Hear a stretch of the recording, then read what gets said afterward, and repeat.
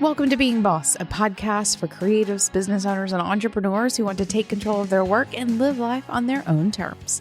I'm your host, Emily Thompson, and in this episode, I'm joined by my podcast pal, Corey Winter, to talk about how and where to use your business values, from website copy to employee onboarding.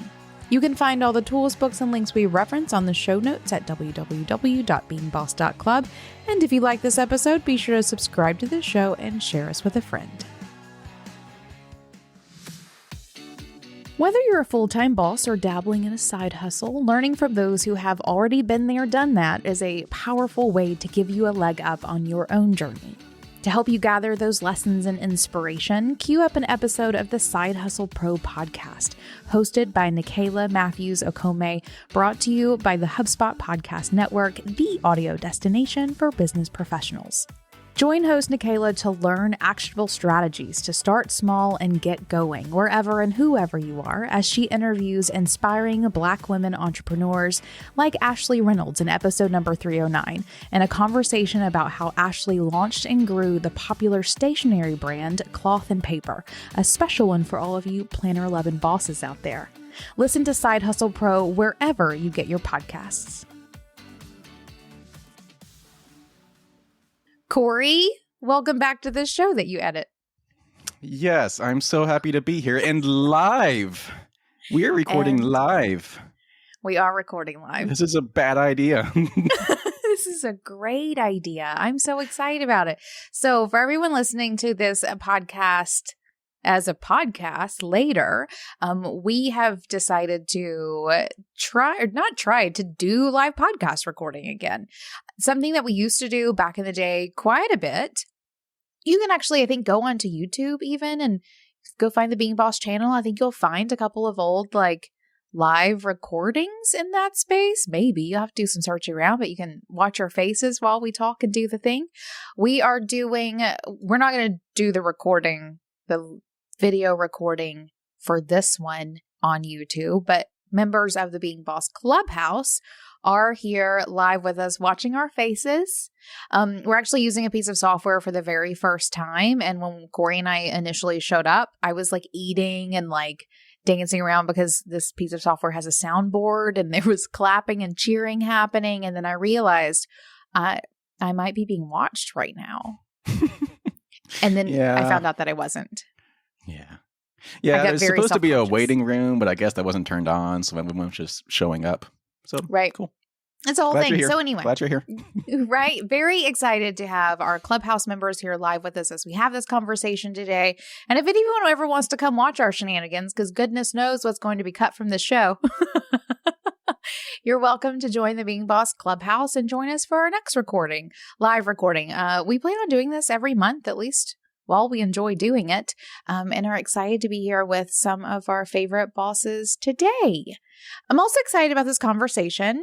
In the community, we are, have been operating from this place of, or this theme of values. I think that was our January theme. And we're here to talk about that in this live recording today. We talk very sort of top level about values on the regular, right? What are your values, your personal values, your business values? If you want to, you can go to beingboss.club/values and you'll find a whole page of resources that we've built over the years.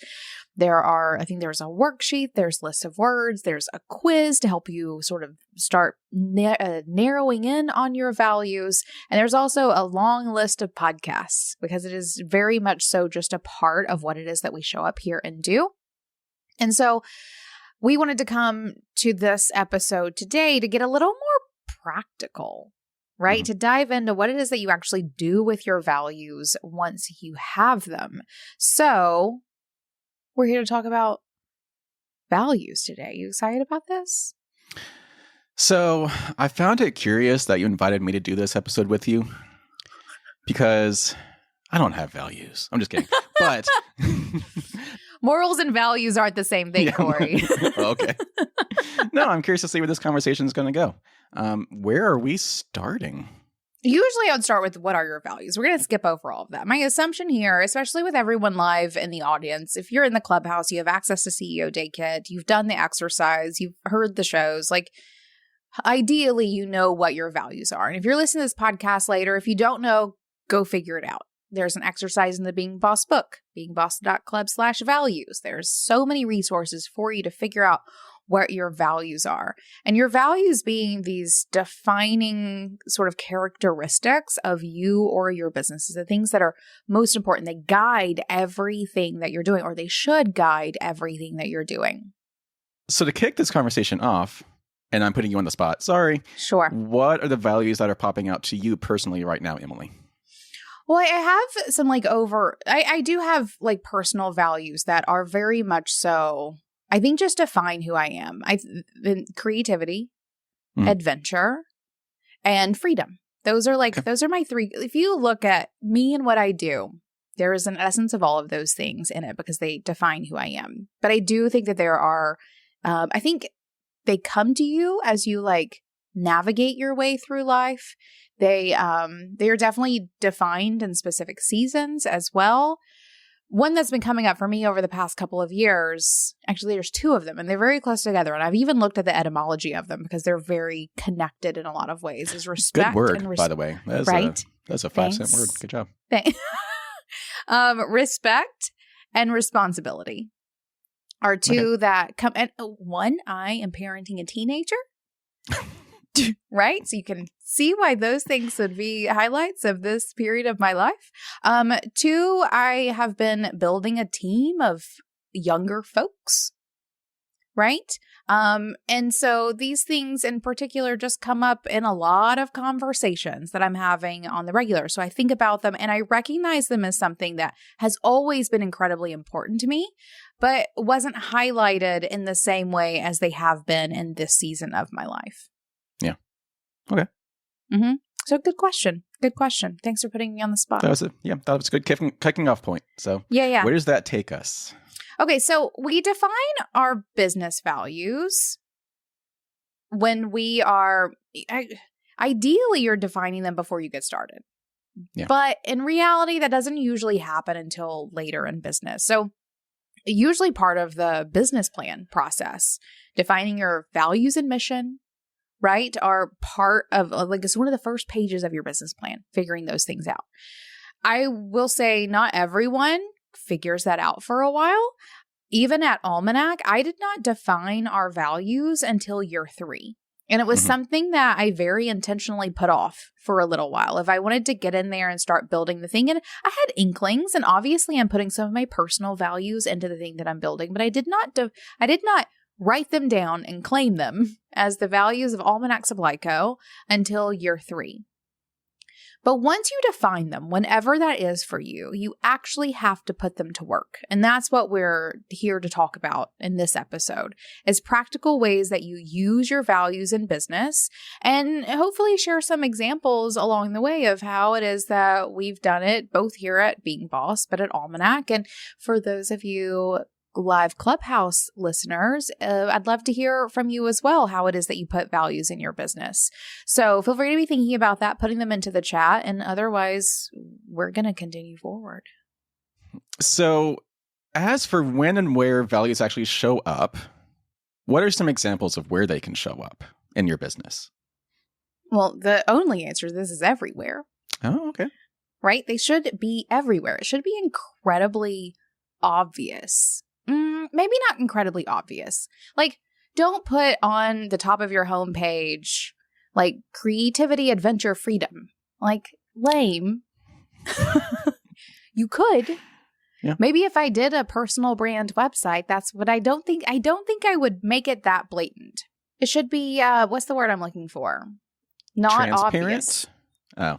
There's a word. I was going somewhere else with that. Yep. There is a word that you should be using, or I should be using, where it's obvious, but like low key obvious. How about that? Okay. Everything you do should ooze with the essence of them without being incredibly blatant.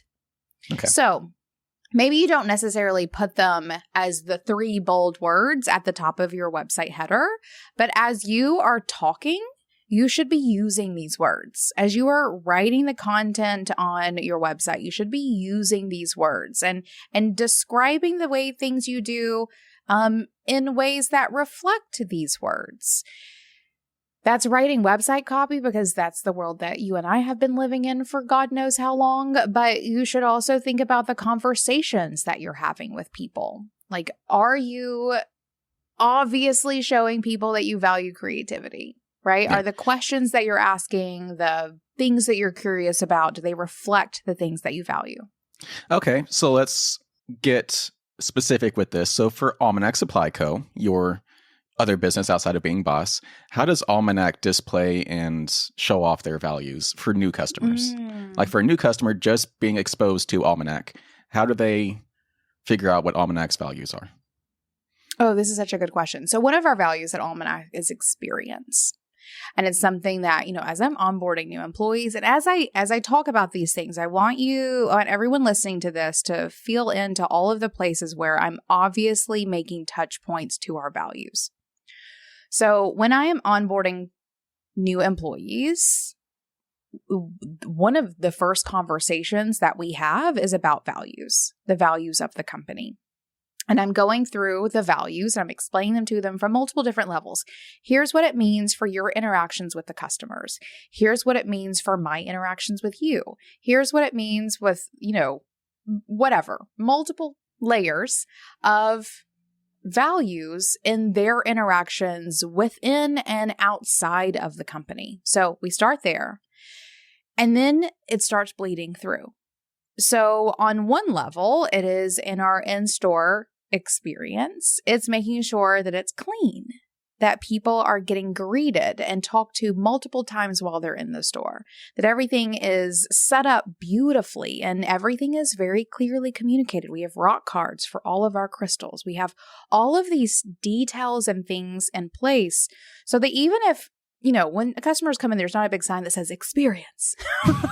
I was just thinking like when someone walks in, they're like passing out little notepads or something that have all of Almanac's values listed out so people know what they're getting when they walk in. Yeah. But that's not how it works. No, that's not what you do. That's not what you do. But you infuse everything you do with them. And so we are literally creating an experience so that whenever they leave and they go home and they tell their friends, that I went to this really cool crystal store, it was the coolest experience. Right? We have infuse that with that word in a way that becomes incredibly tangible. We do the exact same thing with our online orders. Our packaging is understated, but nice. We're not wrapping things in a ton of bubble wrap and throwing it in a box and slapping something on it and shipping it out. We take care to wrap everything. We're including our crystal cards. Our thank you notes are handwritten and on really cool designed cards, and it's crinkle paper instead of bubble wrap, and there's a gnome stamped on the outside of the box. So even if you're not having an in-store experience, the moment that package arrives on your doorstep with that little gnome peeking out at you, right? An experience begins of you unpacking this box of crystals and having multiple layers of unwrapping so that even if we're not there to directly facilitate an experience, you're having one.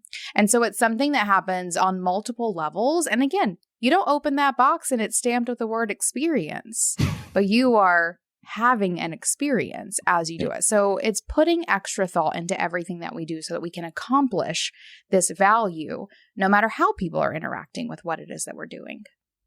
So those are all very awesome examples, but they're also very physical examples. So using Being Boss on the flip side of things, that is only a virtual experience for our audience. How does Being Boss display and demonstrate our values? So I'm going to choose, which one do I want to choose to illustrate here? I think resourceful. That's one of the ones. And I will say another, when did we define values, right? Very early on, Kathleen and I did some very amazing branding practices or branding. Wow, my brain and words today are having a real hard time. You're doing a great job. You're doing a great job. Branding exercises. That's what we did. Thank you, Corey. Yep. We did a lot of branding exercises, and values were something that we left a little open-ended and began solidifying over the first year or two. And we actually did a mastermind with a friend of ours, and we did this exercise. It was like a personality sort of quiz exercise sort of thing where we got our individual sort of words that described us. And we realized that these individual words were really an amazing distillation of the values that we were both bringing into the company and adopted them for ourselves or for the company. Whenever I bought Kathleen out of Being Boss, I took it as an opportunity to sit down and sort of redefine our values as Emily's Being Boss, basically. So that was a really fun thing to sit down and do at that point. And one of the words that I chose was resourcefulness. It honestly is probably a word that, it is a value that we have always held within the company. We had just never quite claimed it as a value of Being Boss. Yeah. And resourcefulness is something that I try to bring to the forefront in multiple different ways. I think of it within the context of our team. We have developed quite a resourceful bunch of folks who are here doing the thing. And if you ask anyone who has employees, one of the hardest things is having employees come to you always with all the questions because the only resource they have is you. Right. And I feel like even within the team, we have created a really beautiful environment where we are all incredibly resourceful. We will all figure it out one way or the other. That's like a fancy way of saying we're going to make stuff up until it works. Test and change. Yeah, sure. That's exactly what that is. It's just testing and changing. Yeah. For sure. So that's one side of it. But then I also think about the content that we're creating. One, it is a resource, right? We are literally full of resources here at Being Boss. We have created a fullness of resources, but it's also an underlying quality I try to instill in everyone who listens, that you know what to do, or you can figure it out, and you literally have Google in your pocket at all times. And so I hope that I am cultivating resourcefulness in everyone listening to this as well, so that I'm pushing that value out into the world and helping everyone cultivate more of it. It's something that it infuses itself into everything that we do on some level or another. And it, I think, defines what generally being boss is. And so it's something that very mindfully goes into lots of things. And that's this same thing with all of our values. That's just one example from each business. But if you claim your value and you practice your values and you instill them into everything in your business in a way that makes sense and is useful, you can see the threads of your values in everything that you do. And it becomes, one, you are operating from a place of amazing integrity. And two, everyone can see and feel it as they are interacting with you. Settling yourself into the flow of your business, from navigating a whole year of ebbs and flows to embracing the energy of each and every day, you're bound to have some ups and downs along the way. For me, this journey of entrepreneurship is made better when my space keeps me focused and inspired.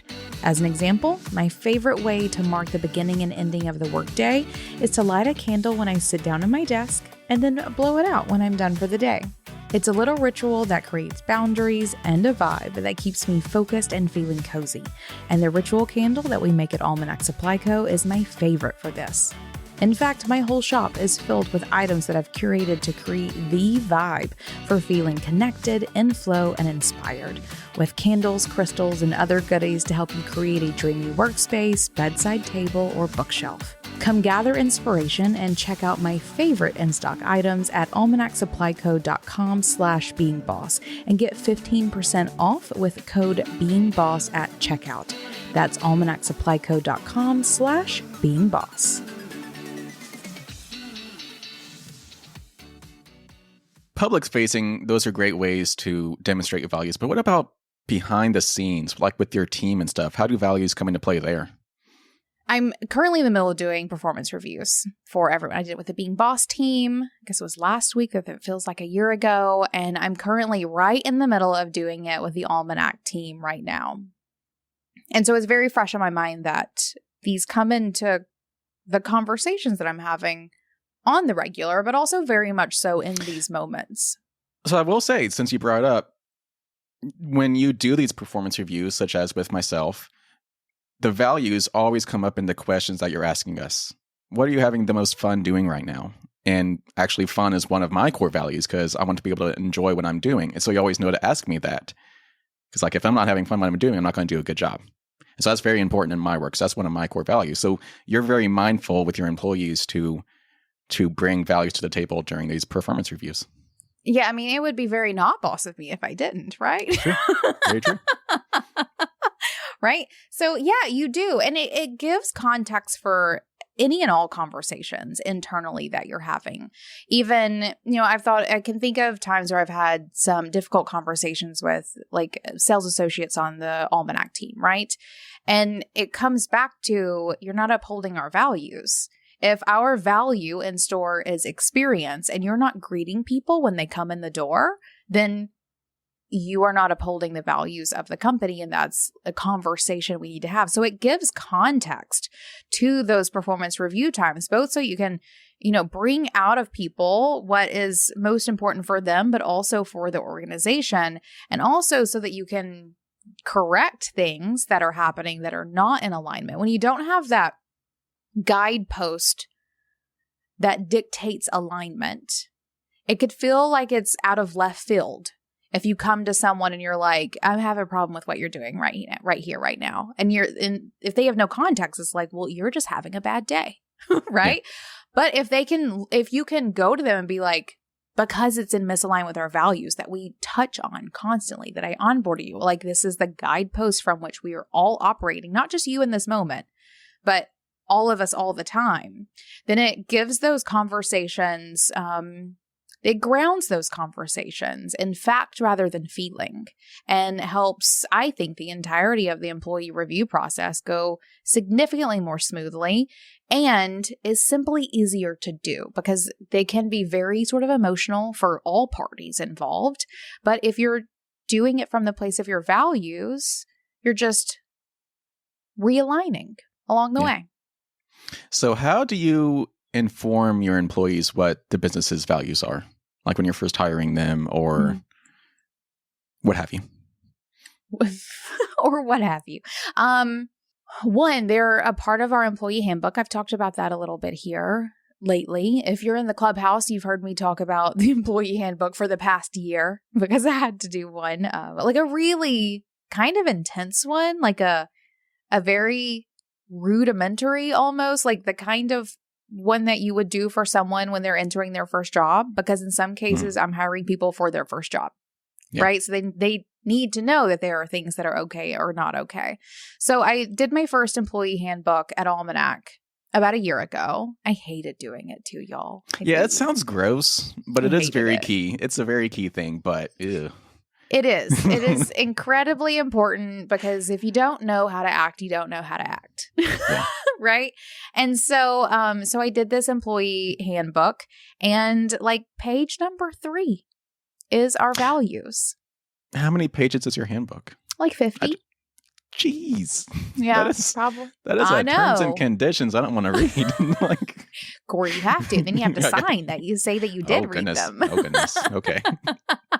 It's a whole thing. So literally, like someone comes in for their first day of work, and I like set them up on the time tracking system, and I do all these little things that I need to do. And then I sit them down and I'm like, okay, for the next 30 minutes, I want you to read this, like make notes. Let me know if you have any questions. So within 3 pages, values. And then after that, I always take them aside and have a conversation about both our company history, and then we talk about the values. So 2 of the first interactions that a new employee at Almanac has with me is values-based, where you are being introduced as leading part of the handbook. And 2, we're going to have a conversation about it. And I'm going to tell you that as we go along, if I ever see you making a decision from a place of our values, I'm going to be much more accepting of that decision, even if it maybe wasn't the right decision. If I can see that you've made it from a place of our values, then I'm going to be way more okay with it than if I don't see that. And telling them those sorts of things so they can understand that it is an important part of what we do. So I start there and the conversation never really stops. Yeah. Okay. So without mentioning any names or anything like You that, sure? well, as long as it's not me, do you have some examples of when you've encountered an employee that is not demonstrating your company's values, whether it's at Almanac or Being Boss? And how did you address it? For sure. I mean, when I think of resourcefulness at Being Boss, there's definitely been times where I've been like, you could be more resourceful. And maybe not quite I feel like you that. were talking directly and to I me when you don't said mean that, but you. okay. I don't mean you as in you, Corey. But if you felt that, there might be a reason why. Yeah, fair enough. I just mean you, like a universal you. I feel like resourcefulness has been a really big one at Being Boss for sure. Also, no, I would say openness is another one of our values at Being Boss. And I feel like as a team, we are all incredibly open about all kinds, like very communicative, open about process and sharing, what we're working on, what's working, what's not working, all of those things in a really beautiful way. At Being Boss, I feel like we're professionals, right? We've also all worked together for so long. And 3, our work is in values that at Being Boss it's really incredibly easy. I'm thinking like back in the old days, and maybe some discord around, resourcefulness is probably just the biggest one I can think of like, did you actually look into all the places that you needed to find this answer? Or you're coming to me with the same kinds of questions consistently, like let's build resources, be more resourceful, all of those things. So at Being Boss, it's actually pretty simple. At Almanac, I deal with it all the time because most of the people that I'm working with in the local team are younger. This is their first, second, third job. For most of them, it is not going to be their career. So they're not taking it as seriously as those of us who are, career here are taking it. So there's a lot more conversations around our values. Really, that experience piece is a really big one, especially with sales associates in-house. So if you have to greet everyone when they come in, you have to stop your personal conversations to engage with the customers. Customer is number one when you're at the store. And like I said, those conversations really they come from a place of value. So it becomes significantly easier for me to have those conversations. It also really helps me check myself a whole lot as well. So another one of our values at Almanac is wonder. It's something that David and I pinpointed really early on. It's probably one of the first values. So that's not one that comes up a lot when I hear people talking about values. So can you expand on that a little bit more? Because now I'm just curious. Yeah. Are you wondering? Yeah. Perhaps? The audience might not care, but I want to know. Right. So the idea behind choosing wonder, we were actually between a couple of different words, similar words. I don't even remember really what they were. But there was a couple, and we landed on wonder when thinking about and really around experience. So those two actually go very hand in hand with each other. But what we wanted to instill in the brand was this sort of wide-eyed, innocent curiosity that I think you feel when you are for me, it's when I am in the woods and there's a big ass tree sitting in front of me. Okay. Like a magical sense of wonder. There's totally fairies up that tree right now. And I love that for them. Okay. Right. Or for both of us, it's cracking geodes. So if anyone hasn't seen this or is unaware, at Almanac, we own this weird contraption. It's like a large wrench with a giant chain on the end of it, like a chainsaw chain on the end of it. And you take it and you wrap this chain around a geode. So if no one knows, or if someone doesn't know, a geode is basically a hollow rock. So on the outside, they look lame, just a dirty old rock. But we wrap this chain around it so that 2 halves are on either side of it, and we crank it up. And as we crank it up, the chain tightens around the rock. And it splits the crystal or splits the geode in 2. And inside, it's hollow, but with beautiful crystals. So it'll look like a dirty old rock on the outside, but on the inside, it's the most wondrous thing you've ever seen. And to make it even more fun, you're the only person who has ever seen inside of that rock. Oh. Right. So basically, you encourage everyone at Almanac to be kids on the inside. Absolutely. Absolutely. Okay. So when it comes to like how it is that we're presenting rocks or even doing our geode cracking or doing crystal grid workshops or creating displays in the store. Like we have gnomes everywhere. Our crystals have googly eyes. Y'all, there are crystals in our store that have googly eyes. It's a whole fun thing that both adults and kids love. We're cracking geodes and making a big scene about it and doing all of these things that instills a sense of wonder for everyone, because that's what I want to foster within people in relationship to nature. Right? I want people to connect with that sense of wonder when it comes to nature, because then we're fulfilling our mission, which is literally helping people connect with nature. Right? So I do want to shout out Rachel in the chat because she says, I think wonder is the most felt value I see from you at Almanac. So I guess you're doing something right if that value is coming across. Yes, I love that a ton. So good. I'm so glad to hear that, because that is something that, again, I'm not pasting wonder up all over my store, though I could definitely see some like stencils on the walls. That's exactly what I'm about. Some nice 2008 curly font wonder up on the wall would be a whole vibe. I hate that, actually, a ton. But we could totally do it. So, when it comes to talking to it, oh no, this was all about me. This is about how it helps me check myself. Sorry, I forgot. So that one in particular keeps me in check when I'm like having to go to work. Yeah. Right? Or am not particularly excited about something, or haven't made the space to like really focus on something.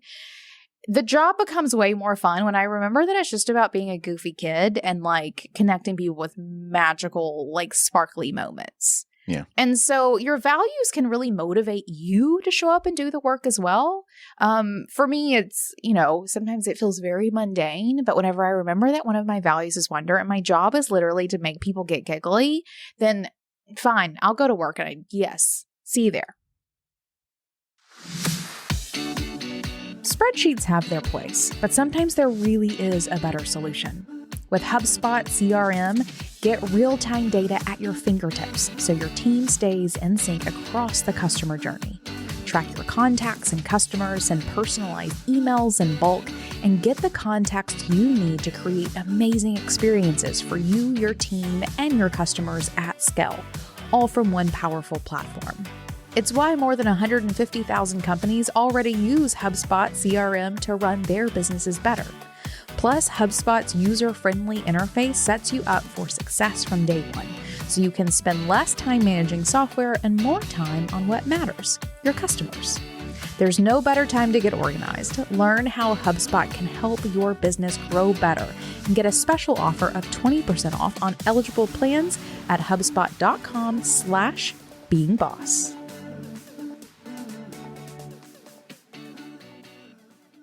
You've kind of touched on it already, but let's just go ahead and move into this next topic, practical ways to actually use your values in your business. And so the first little prompt here is to actually ask our audience that's here today, where do you use values in your business? And actually, just some people have already answered this one. So scrolling up a little bit, who was it? I believe it was... Kate. Kate mentioned that she keeps her values in mind in making decisions and marketing for her business. Yeah, that's a good one. So making or using your values to make decisions makes making decisions significantly easier. So for example, if we're looking at 2 different episode topics at Being Boss, which one is going to help bosses be more resourceful? Yeah. Right? Or cultivate more openness, or allow us to be more open with our audience, whatever that may look like. Because did I mention earlier openness is one of our values at Being Boss? I may have just pulled that one out of my hat. Sure. So it helps you make decisions between opportunities one way or the other. Which one upholds your values even more? And then definitely with your marketing as well. That's the way that you sort of blast your values out into the world in a nice, like sneaky kind of way, so that you're building trust, right? If what people experience when you're marketing is what they experience when they're actually interacting with you, they trust what you're doing so much more. And so if you're infusing both of those things with your values, you're going to accomplish that. If you're like all values out front, but once they get inside, like there's no wonder and a crappy experience, then like, that's a problem. They're not going to trust you. But if those things are aligned, then you're winning and your values are helping you do it. And I can't think of any specific examples, but I feel like at Being Boss, we have definitely canceled projects or canceled planned episodes and stuff because we decided that they did not align with our values. And I can't think of anything specific, but I feel like that was the case. Oh, 100%. I could probably relatively quickly think of half a dozen exammes of times that, I think my memory's failing. Sure, that's fine. Getting old. That's why I'm here to do this. Okay. I definitely a handful of sponsorship opportunities over the years. Yeah. People who have literally shown up to give us money and we're like, not aligned. Okay, that reminds me of one. So there was a sponsorship that we have had in the past, and they were actually on for a long time. And then we found out retroactively that they were not a good business to align with. And we actually removed those ads from our past episodes because they did not align with our values. Mm-hmm. So that's actually a good point right there. It's just companies that you may work with or contractors you may work with, if they don't align with your values, they're not a good fit. Yeah, for sure. Oh, yeah. It's a wonderful lens for choosing those sorts of things. I can also think of a couple of different guests who have pitched themselves or who have invited me onto their show and not aligned, especially when it comes to having guests here. Because if you're coming into this space where I've been cultivating these specific values, and this is what my audience is expecting and what they need and want from us, then if you're going to come in and especially if you're going to counter those values, then absolutely not a good fit. So there are at least a dozen easy situations there. I will not get namey, but there have been many times over the years. I also think about, one of the biggest ones, and I was so grateful that it finally made it to this place. But that Facebook group that we closed down in 2018, so we opened up a Facebook group for the Being Boss audience in 2015. It grew very quickly. In 2018, when we decided to shut it down, there were 28,000 people in that group. It had gotten insane. And I had been trying to talk the team into shutting it down for probably like 6 to 12 months. I was on board. I had already been off Facebook. I wasn't even in it. But the things that the team were coming to me with like, here's an issue here. We need facilitators for this. Like someone, blah, blah, blah, whatever. Someone hired someone from the group and they didn't do their job. And I'm like, this is literally not my responsibility. Like, absolutely, like none of this is our responsibility. Yeah. But it took the team a long time to get on board with me for shutting this group down. And you know what finally got it? An understanding that it was in misalignment with our values. Right? So for a long time, we sort of like the value that was strongly held, but loosely defined, was, will it help bosses be more boss? Yeah. Right? And if it made it through that filter, then absolutely. Sponsors, guests, etc. And when I finally put the Facebook group through, is it actually helping bosses be more boss? Or is it more of a distraction than a resource? Right? Should it stay? And the answer was, it may be a good resource, but it's more distracting than anything for anybody. And mostly just Facebook. Not necessarily the group, but definitely Facebook was the problem. Surprise. So we shut down the group. So 28,000 people in a group in 2018, we shut down before people were doing things like that. It was because there was finally a come to Jesus around the fact that it was in misalignment with our values.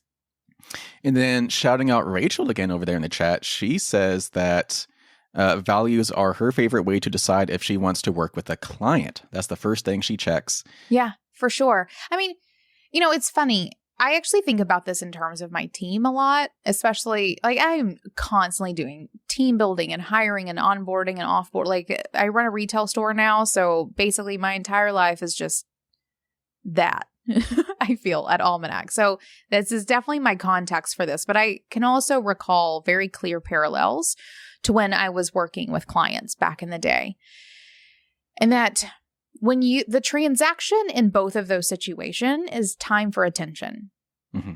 I mean, there is an outcome for sure. That's definitely much more so true in the boss-employee relationship than with the client and service provider relationship, but it still is pretty true in most cases. There may be some other deliverable, but there is a money for attention situation, which means that the attention that you're getting or giving also needs to be alignment with those values. So bringing in an employee where there's a misalignment, there's conflict in the attention that you're getting. Same thing with clients and the service provider. If there is a conflict in those, then it's difficult to do the job that you need to do. I also think of it often. I think of this very much so with employees as well, but also I see the parallel with clients of like, for a particular amount of time, this person is going to be a weirdly large part of your life, right? Like more so than we probably really think about. For 6 months, I'm going to be talking to this person 3 times a week. Like that's more than my mother, right? That's more than I talk to my mom. So like, you are going to be spending a lot of time with this person. For me, it's employing someone. Like I'm going to be seeing you multiple times a week. And not only that, but the people who work with you are going to see you for like 6 hours a day, 4 times a week, or whatever it may be. There has to be some sort of alignment or mutual respect for values, or it's not going to be a happy time for anybody. Yeah. So what are some other practical ways to use values in business, whether it's at a physical store or virtual? One of my very favorite ways to do this is I put it at the top of all of my planning documents. Okay. Every single time. I think how of the, so it's funny. Do you not remember, Corey? We go over this every time. Maybe I am asking for the audience, not for myself. So you say. Good job, on-air producer.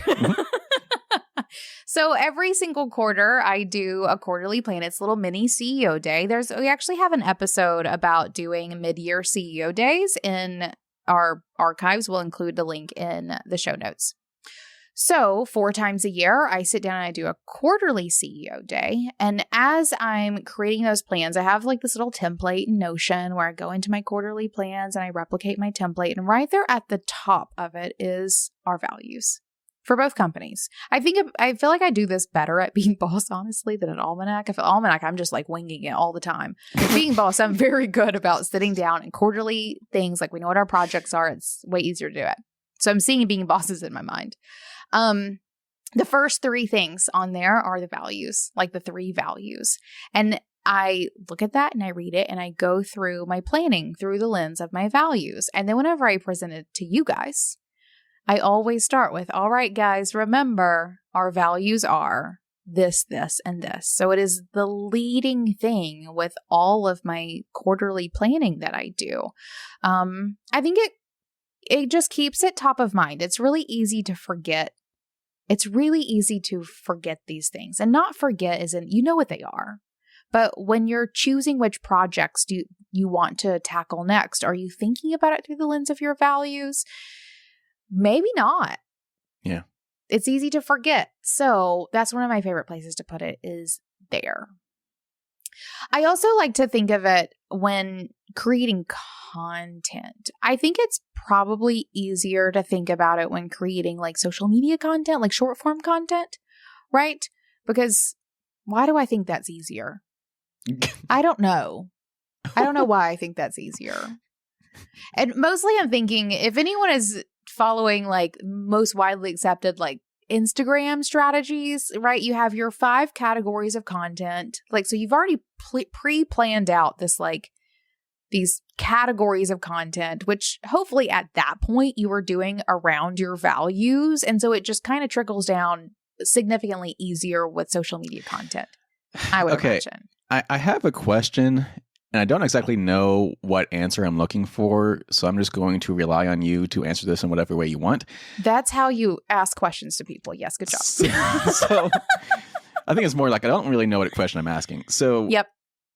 When you're creating content, such as social media posts or podcast episodes, how do you make sure you continue to stay aligned with your values instead of just hopping on what's trendy?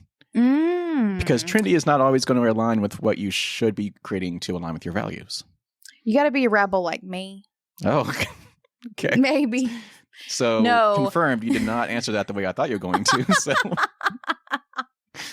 Good. No, I think it comes with practice a little bit. I think it comes with, it's funny, I think that is literally the definition of owning who you are and and really practicing your values. Is if you are owning who you are not as swayed by trends, right? You are going to show up and share the content in the way that you need to because that's what you are here to do. And you're not going to sidestep into 5 ways to style your outfit for Instagram this week, right? Or whatever it may be. If that is your content, love that for you. I wasn't throwing shade, just saying. As opposed to if you are really owning who you are, practicing your values, you're going to show up and create the content that you are most here to create. Mm-hmm. And it's going to be in your podcasts, in your blog posts, in whatever it is, which is why I think that long form content, I feel like that one is both harder for you to potentially remember to bring your values into it, but also one of the places where it might be the easiest to really bring your values into it. So it's kind of hard for me to create a sense of wonder in, well, actually, I feel like this is a lie, but it's kind of, I'm lying when I say this, but it might be hard for me to create wonder in a couple of Instagram posts. I definitely see where that can absolutely happen. But let me give you a long form piece of content. And am I going to think about wonder when I'm thinking like, what should I write a very SEO friendly blog post about this week? I wonder. That's a joke. You hear that? That was my joke. I picked up on that. Yeah. But when it comes to actually creating that content, I can really do some cool stuff with it if I keep those values top of mind. So I think it's both a little more difficult to keep it in mind when you're thinking about long form content, but maybe easier to stay true to them in the places where you're doing long form content. That's my spill. I think I got there. So what you're saying is you will never show up on Being Boss's Instagram account doing the most trendy dance that is all the rage this week just to get clicks. Absolutely not. Okay. Absolutely not. Trying to make sure. I think if I were to do that, I think y'all would know that it was inauthentic. And I think you know. I think people generally know and they're like, this feels off, right? That's you being a little too trendy as opposed to me who's like, no, I'm going to be resourceful. You know, it's not a great resource for me. Instagram. Yeah. Right? There's a difference there. And for you and your business, there is a version of that, right? Whatever that may be. If your value is professionalism and you're dancing on the Tic Tacs, then you might want to check yourself. Unless it's like the most professional dance anyone has ever seen. I mean, yeah, if you're just like, if you got the moves, show them off. But you could also do that at the club. Yeah, true that. So what are some other practical ways to use values? And we kind of brought this up already, but you do have mentioned here in conversations with employees. We have touched on that, but do you have any other practical ways to use that? I think just always. It's funny. I feel like customer facing, you don't need to be talking about them necessarily all the time. right? I feel like there's ways to bring them into what it is that you're saying and how you're presenting yourself and all of those things. When it comes to employees, you can talk about them all the time. Like, use the word, say the experience here, or in order to ignite a sense of wonder. Or another one of our values at Almanac is collaboration. And that one's a really interesting one with lots of deep meanings that I think work for us. But I talk often about collaborating with teammates, or collaborations that we're doing with other makers or artists. So I'm literally saying the words often. So I do just want to pinpoint where, I've talked about being a little sly on the values when presenting forward facing. Internally, use them every single day in conversations and emails and talking to yourself. Put them at the top of Put those Post-its all over your screen. Leave some holes there so you can see what you're doing. But in general, make sure your values are very top of mind internally, because it will trickle down into everything that you do whenever you're being that blatant on the inside. Yeah. So I know we said we weren't going to talk about examples of places we've seen other businesses succeed or fail at using their values, but I did think of an example, and I'm going to put them on blast. Oh boy. Because I have always been a huge fan of this company, and I still am in most ways, but they have been hurting my feelings lately. Oh no. And I actually wrote about this in one of our Brood editions a couple months ago. Best Buy, like the last remaining brick and mortar store for electronics.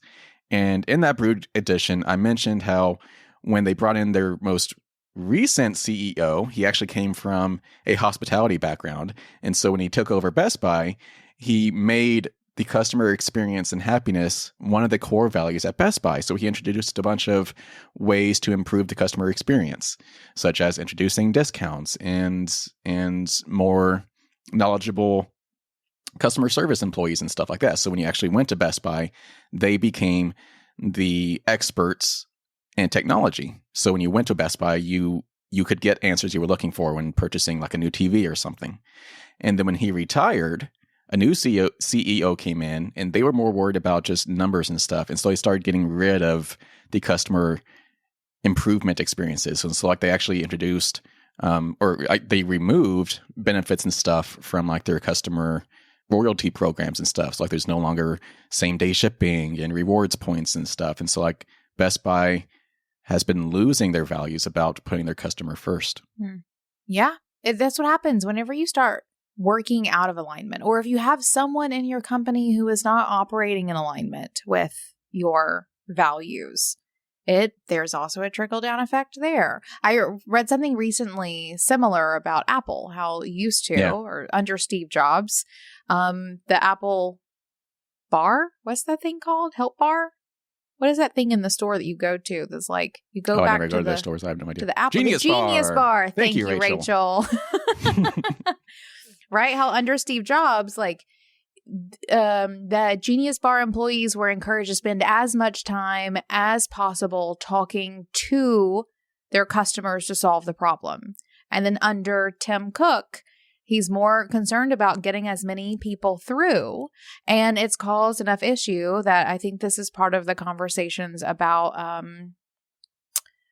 what is it? Unionizing. Sorry. Yeah. My brain and words today. It's a real thing. Because they're not able to do their job and then getting in trouble for not doing the shitty jobs they should be doing. Anyway, whole 9 yards. It's very real when a company changes track of values, especially when they are incredibly customer facing. But I'll tell you, the flip side of that, and you see this with Apple as well, is if the customers aren't seeing it and it's just internal, you don't lose customers, you lose employees. Yeah. Right? When there is a misalignment, things can go really wrong, either internally or externally. Yeah. We done with this one? We do it? Well, let's put a pretty pin on that. Do you have any final thoughts about using values in your business and where they can show up and making sure people that work for you are also making sure they show up? Any final thoughts? Any advice? Any next steps? Yes. I think maybe a cause and effect. How about that? Okay. Whenever I think about values in business, we're all showing up. We're making a million decisions a day. right? We're moving our businesses forward. We're working with our clients and customers. We're working with our team, internal, external, remote, in person, whatever. There's a lot of opportunities to fuck up. Basically, right? Like one way or the other. You're going to make the wrong decision. You're going to say the wrong thing, whatever it may be. I have found that when you actively infuse everything you do with your values as much as you humanly can, and it's a practice. Like there are definitely days that I show up and I'm probably not creating the best experience for somebody, right? I mean, we all have that, even if it's just me. I'm creating the best experience for myself. Or whatever it may be, or I'm not being the most resourceful, or whatever. If you are navigating all of these things as much as you can through the lens of your values, you're not going to feel bad about the mistakes, and you're not going to regret the things that go wrong. Yeah.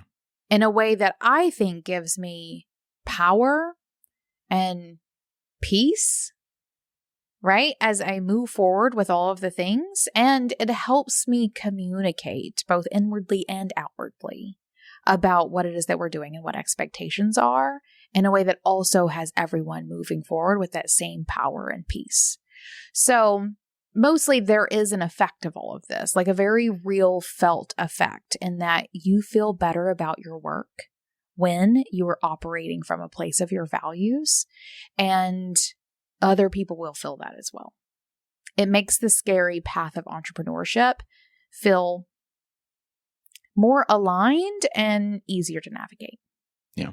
So if you were looking for a good starting place, as a reminder, you can go to beingboss.club/values if you need to define your values, but also we have tons of resources on there, such as worksheets and podcast episodes and all that fun stuff. So go find that, beingboss.club/values.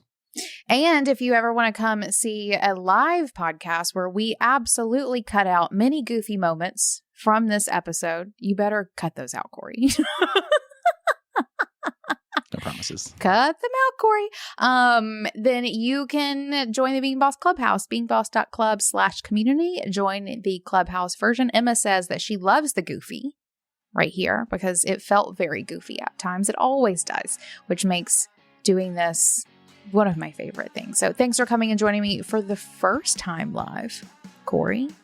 No, we'll do this again. Yes, I was here. Yes. Good job. Next time we need to do this in person at my studio. Yeah. Corey has built a whole little studio in his house. Don't call it little. I know. I'm sorry. As soon as I said it, I was like, I did not mean it like that. I did not mean it like that. I'm sorry. My bad. His really great studio in his house. Studio. So we'll do that again. We'll do it again, I promise. All right, boss, because you're here, I know you want to be a better creative business owner, which means I've got something for you. Each week, the team at Being Boss is scouring the news, the best entrepreneurial publications, and updates and releases of the apps and tools that run our businesses, and is curating it all into a weekly email that delivers the must-know tips and tactics in the realms of mindset, money, and productivity. This email is called Brewed. We brew it up for you each week to give you the insight you need to make decisions and move forward in your creative business. Check it out now and sign up for yourself at beingboss.club/brewed. That's beingboss.club/BREWED. Now, until next time, do the work, be boss. Yeah.